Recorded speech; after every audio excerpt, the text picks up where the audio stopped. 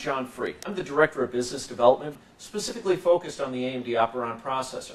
Today I'd like to talk to you a little bit about the memory transitions, about DDR2 and DDR3 memory, and how we believe that's going to impact the market. One of the things to remember is AMD has consistently called it right on memory transitions. I think we all remember RAM bus. We all remember FBDIMM. We all remember the promise of the technology, but the reality of the technology was different. When you look at the typical memory transition, what you see is somewhat of a bathtub. And in this bathtub, you've got a life cycle where at the beginning, at an introduction, the price is the highest. As the product starts to ramp up and starts to get a lot of volume going, you see the price come down. And then at the end of life, when the product starts to get scarce, you see the price go back up again. Look at the cost of DDR1 memory today, and what do you see? The prices are actually going up.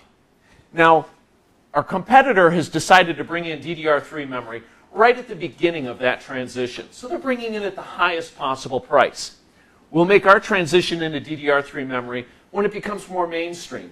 That's going to make it much more cost effective for customers.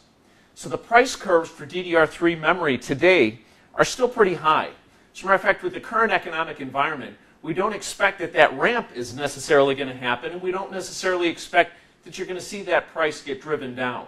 Now, if you look at the overall cost of components for a server, what you'll see is there's a variety of components. There's memory, there's hard drives, there's a system chassis, there's a system board, and the processors, of course. Well, what you're generally going to find is memory is somewhere between 25 to 50% of the total cost of the platform. So with 25 to 50% cost on the total system, if you're paying a premium, if you're paying, for instance, today, almost 100% price premium for DDR3 memory, that has a significant impact on the cost of the system. So where do we really end up now in this discussion? Customers are going to probably take a wait-and-see attitude on new technologies because of the trying economic times.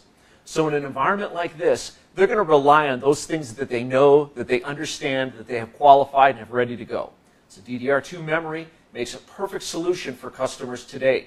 Over time, as the environment gets better, as the technology costs come down, you'll see customers start to migrate over to DDR3 memory, but we probably won't see that happen until end of 2009 or beginning of 2010 before that wholesale change really happens. So in the meantime, DDR2 memory can deliver for customers some of the best advantages: lower power, great performance, and most importantly, the best overall value because of a very aggressive price point.